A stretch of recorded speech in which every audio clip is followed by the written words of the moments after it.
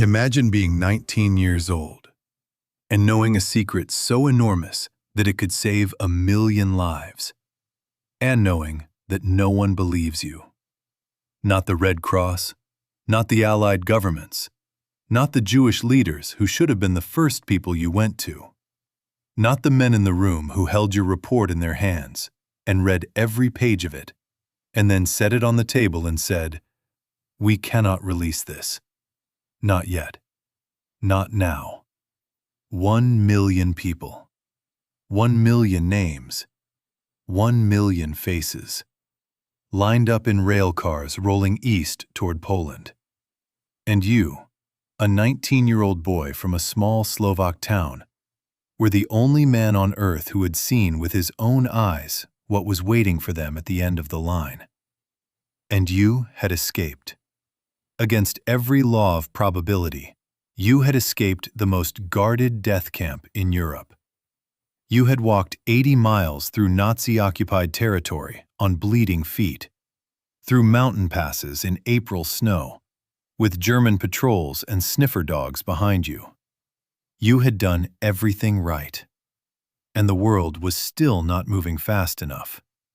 This is the story of Rudolf Vrba, and it is unlike any escape story you have ever heard. Because it was not enough just to get out. Getting out was only the beginning. The real mission, the one that would haunt Rudolf Vrba for the rest of his life, started the moment the door of the hiding place opened and he stepped out into the cold Polish night. To understand what Vrba escaped from, you have to understand what Auschwitz was. By early 1944, the complex of camps at Auschwitz-Birkenau in occupied Poland had been operating for nearly 4 years. It was not a prison camp in the conventional sense. It was an industrial facility designed with one primary purpose: to kill human beings as efficiently as possible. Trains arrived from across occupied Europe, from France, from the Netherlands, from Greece, from Poland, from Czechoslovakia. The passengers were told they were being resettled, told to remember the number of the hook where they hung their coat so they could find it later, told to remember the shower room number so they could find their luggage after washing up. There was no coat. There was no luggage. There was no shower. The gas chambers at Birkenau could process 2,000 people in a single operation. The crematoria could reduce a human body to ash in 20 minutes. At the height of its operation, Auschwitz was killing 10,000 people a day, and almost none of them knew. That was the key. That was the machine's secret weapon. The murderers had realized early on that mass murder on this scale was only possible if the victims arrived believing they were going somewhere else. The moment the passengers on those trains understood what waited for them at the end of the journey, the moment they knew, the system would break down. There would be panic. There would be resistance. There would be chaos that could not be controlled. So they kept it secret. From the outside world, and from the inside too. Prisoners who knew too much were killed before they could become a problem. Witnesses were eliminated. The camp's location, its purpose, its methods, all of it was buried in euphemism and paperwork, hidden behind a fence of electrified wire and a perimeter of guard towers spaced 50 meters apart. Rudolf Vrba had been inside that fence for nearly 2 years. His name, when he entered the camp in June 1942, was Walter Rosenberg. He was 17 years old. He was Slovak and Jewish, and he had been caught trying to cross the Hungarian border after refusing, in his own words, it simply did not come into his mind to obey such a stupid instruction, a German order to report for deportation. He arrived at Auschwitz in the summer of 1942 and was assigned the prisoner number 44070, tattooed on his forearm. He was assigned to work at the arrival ramp at Birkenau. His job was to clean the freight wagons after transports arrived, to remove the dead bodies of those who had not survived the journey, to sort through the personal possessions left behind by the living, and to understand, with brutal clarity, exactly where those living people were being taken. He understood it within his first weeks. He understood that the selections were not health evaluations, that the column led to the left meant life, for now, as forced labor, that the column led to the right was a sentence carried out within the hour. He understood that the children and the elderly and the mothers with infants were nearly always sent to the right. He understood what the chimneys that burned day and night meant. He could smell it. And he understood something else, something more specific, more operational than just the horror of what he was witnessing. He understood how the machine worked. And he understood that the machine only worked as long as the passengers on those trains did not know where they were going. In early 1944, Vrba learned something that changed everything. The Nazis were preparing for a new shipment. Not dozens or hundreds. Not the transports he had seen arriving from France or Greece or Poland. This was different. This was Hungary. Hungary held approximately 1 million Jewish people. They had been, until that moment, largely shielded from the deportations that had consumed Jewish communities across the rest of occupied Europe. But in March 1944, German forces occupied Hungary, and the machinery of the final solution turned its attention east. Vrba had watched the preparations. New rail sidings being extended into the camp, expanded facilities, the administrative machinery of mass murder scaling itself upward. He knew what it meant, and he knew that if those trains left Hungary with 1 million people who had no idea where they were going, 1 million people who believed they were being resettled, who packed their good coats and their family photographs and their children's toys because they had been told to prepare for a journey, then 1 million people would die, unless someone told them first. He went to his friend, Alfred Wetzler. Wetzler was 25 years old. He was from the same small Slovak town as Vrba, Trnava, and in the particular mathematics of survival inside Auschwitz, that shared origin meant they could trust each other absolutely. Wetzler worked as a prisoner clerk in the camp mortuary. He spent his days among the dead. He had developed, over 2 years, a cold and precise understanding of what the camp was and what it did. He and Vrba had talked about escape before. Everyone inside Auschwitz talked about escape the way that men in other desperate situations talk about what they will do when it is finally over. Most of it was fantasy. The inner fence was electrified. The guard towers were manned 24 hours. The perimeter was patrolled by dogs. Any prisoner who went missing triggered an immediate lockdown and an intensive 3-day search of the outer zone before the camp's command post officially declared the prisoner escaped and stood down the guards. 3 days. That was the key. You had to survive 3 days without being found. Wetzler had heard about a method. 4 prisoners had recently used it. Somewhere in the construction area outside the inner camp fence, there was a large pile of wooden planks stacked and waiting to be used for new building. Inside the woodpile, a cavity had been hollowed out, large enough for 2 men to lie hidden. The 4 who had used it had spent 3 days in the cavity while the SS search parties passed within meters of them, and then slipped away in the night when the guards withdrew. Those 4 men had later been caught in a village south of the camp, but they had never revealed the method. The woodpile was still there. The cavity was still there. The secret was still intact. Wetzler told Vrba about it. Vrba said yes. April 7th, 1944. Palm Sunday. At 1 o'clock in the afternoon, during the lunch hour when the movement of prisoners across the camp was at its most chaotic, Rudolf Vrba and Alfred Wetzler made their way separately to the woodpile in the construction area beyond the inner fence.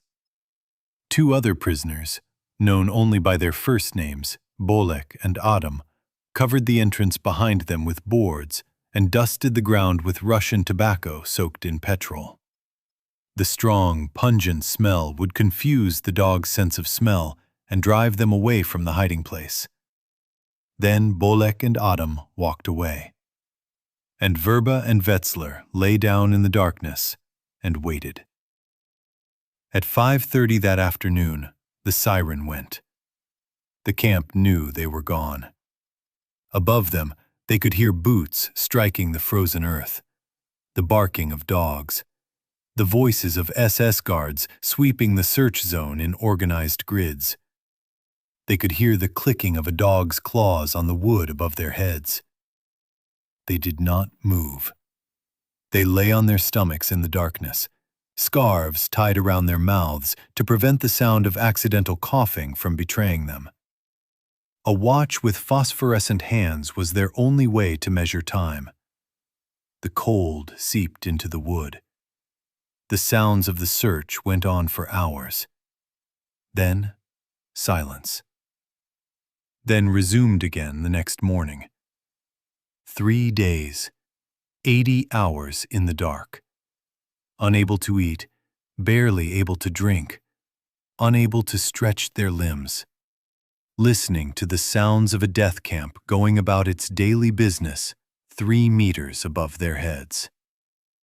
On the third night, April 10th, they heard the announcement that the extended perimeter search was being stood down. Then they tried to lift the boards. They couldn't. Their muscles had been compressed motionless for 80 hours. The boards above them would not budge. They pushed with everything they had, in silence, unable to make a sound, fighting the weight of the wood with arms that had lost most of their strength. It took a long time. Then the boards gave, and the night opened above them. They pulled themselves out of the ground. Ahead of them, 80 miles of Nazi-occupied Poland. April cold. No map, no weapons, no papers. 2 men in prison clothing, carrying a small amount of bread, a bottle of coffee, and the most important information in Europe. Vrba had identified the escape route from a page in a child's atlas, south along the Sola River and into the Beskid Mountains toward the Slovak border. He had memorized it before they hid in the woodpile. There was no second chance to check. The first night, they lost their way in the dark and wandered directly into the center of a Polish village called Bielsko. They spent the entire night working their way out of it without being seen. As dawn broke, they found themselves exposed in open countryside with no cover. They had to make a choice. They knocked on a door. A Polish peasant woman answered. She looked at them. She understood what they were. She said nothing. She brought them inside and fed them coffee and potatoes. She told them to travel at night and head for the mountains. Her own 2 sons, she told them, could have helped. One was dead. The other was in a camp. When they left at midnight, she pressed money into Vrba's hand. He refused. She refused back. They left with it in his pocket. 3 nights later, a rifle shot. A German patrol had spotted them near the village of Porebka. They ran uphill through mountain forest with dogs behind them and bullets striking the ground. A mountain stream saved them. They plunged in and crossed it, and the current and the cold water broke their scent trail. They waited in a ditch, soaked and shaking, until the patrol moved on. The following day, a Polish farm woman met them in a field. She looked at them in silence. Then Vrba said, out loud, for the first time, "We escaped from Auschwitz." The woman told them to wait. That night she returned with a man. The man was armed. Vrba and Wetzler tensed. The woman offered them food. They ate it. The man watched them eat and then laughed. Their hunger convinced him they were exactly what they claimed to be. He invited them into his home. He promised to take them to the Slovak border in the morning. That night, Vrba's feet had swollen so badly he had to cut off his boots. The farmer gave him the only thing he could spare, a pair of old slippers. He said, "You can't travel in your socks." On the morning of April 21, 1944, 14 days after they had crawled out of the woodpile at Auschwitz-Birkenau, Rudolf Vrba and Alfred Wetzler crossed the border into Slovakia. They had walked 80 miles, through snow and dogs and patrols and mountain rivers, on bread and potatoes and whatever kindness strangers could spare. They had done it. Now the real work began. A Slovak doctor in the border town of Kadka listened to their story and said, "Tomorrow I will take you to the leaders of the Jewish community in Zelina. They will know what to do." In Zelina, Vrba and Wetzler were separated and interviewed independently, so that their accounts could be cross-checked and verified. They were asked to describe everything: the layout of the camp, the arrival process, the selection procedure, the gas chambers, the crematoria, the numbers, the meticulous mental count of transports that Vrba had kept throughout his time on the arrival ramp. They talked for days. The result was a 32-page document written in Slovak. It was later translated into German and Hungarian. It was precise, detailed, methodical. It named the locations of the gas chambers. It described the process of mass murder in specific technical language. It estimated the number of people killed at Auschwitz since the camp began operations. At that point, approximately 1.75 million. It described in exact terms what was being prepared for Hungary's Jews. It became known as the Vrba-Wetzler Report. Later, as part of a larger collection of testimonies, as the Auschwitz Protocols. It was one of the most important documents ever written in the 20th century. And for 6 weeks, almost nothing happened. This is the part of the story that Rudolf Vrba could never fully make peace with. The report was in the hands of the leadership of the Hungarian Jewish community by early May 1944. The leaders read it. They understood it. But they were in the middle of secret negotiations with Adolf Eichmann himself. Negotiations in which they believed they could trade assets or money for the lives of some of their people. They were afraid that if the report was widely publicized, if Hungary's Jews understood what awaited them, there would be mass panic, and the Nazis would shut down any possibility of a deal. So they kept it quiet. On May 15, 1944, 3 weeks after Vrba and Wetzler reached Slovakia, the first trains left Hungary for Auschwitz. 4 trains a day, 65 wagons per train, packed with families who had been told they were being resettled, who had packed their coats and their photographs.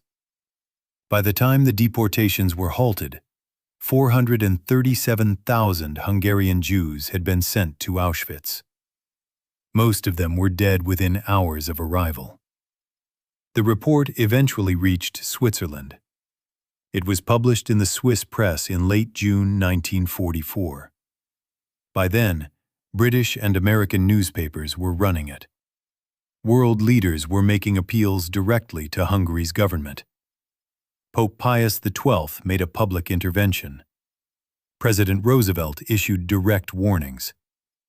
On July 7, 1944, 2 months after the deportations had begun, Hungary's Regent Horthy halted them.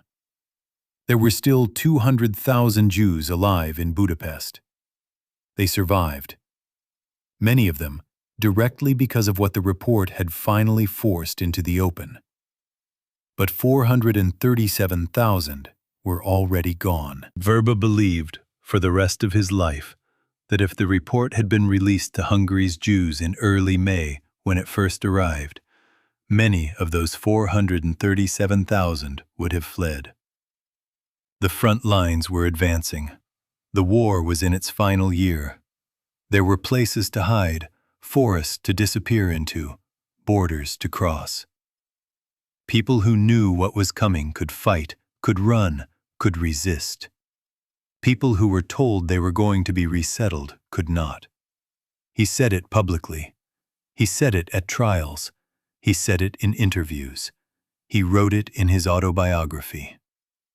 He was not wrong. Rudolf Vrba survived the war. He joined the Czechoslovak partisans after reaching Slovakia and fought until liberation. He studied biology and chemistry in Prague. He eventually settled in Canada, where he became a professor of pharmacology at the University of British Columbia. He was called as a witness at the Nuremberg trials in 1946. He submitted evidence at the trial of Adolf Eichmann in 1961. In 1985, he took the witness stand in Toronto against a Holocaust denier and demolished the case, piece by piece, with the same cold precision he had used when memorizing transport numbers at the arrival ramp of Auschwitz. He died on March 27, 2006. He was 81 years old. Alfred Wetzler survived the war as well. He wrote, under a pseudonym, a novel based on his experiences at Auschwitz. He died in 1988 at the age of 70. The Polish peasant woman who fed them coffee and potatoes and pressed money into Vrba's hand. The woman whose sons were gone and who helped them anyway. She has no name in the record. She is not famous. She will never appear in any history book. But on a freezing April night in occupied Poland in 1944, she opened her door to two strangers who were running for their lives. And she gave them everything she had left to give. Some people live their courage quietly, with no audience, with no reward. She was one of them. The Vrba-Wetzler report was used as evidence at the Nuremberg war crimes trials. It is one of the primary documents in the historical record of the Holocaust. The escape is commemorated every year in Slovakia by a walk that retraces the 80-mile route Vrba and Wetzler took from Auschwitz to the border. Ordinary people, from Slovakia, from Israel, from the United States and the United Kingdom, people who never met either man, put on boots and walk. Through mountain passes and river valleys and small Polish villages, following the same road. Because someone has to remember the way. When Rudolf Vrba was asked, decades after the war, what he thought about when he remembered his escape, not the heroism of it, not the historical significance, but the actual memory, the feeling of it, he said something quiet and precise. He said, human brains were not yet prepared to absorb the idea of mass murder on that scale. Not then. Not in 1944. Not even after the report was in people's hands. He was not bitter when he said it. He was something worse. He was resigned. He had walked 80 miles to tell the world the truth. The world had heard him. The world had believed him eventually. The world had acted, finally. But the trains had already left the station. 4 trains a day, 437,000 people, and a 19-year-old boy from a small Slovak town sitting across the table from the leaders of his community, watching them fold his report and set it aside. He lived with that for 60 years. If this story stayed with you, if you felt what Rudolf Vrba carried for the rest of his life, then you are exactly the kind of person this channel exists for. Hit subscribe. Because the escape file is not just about remarkable escapes. It is about what people do with the freedom they fight so hard to reach.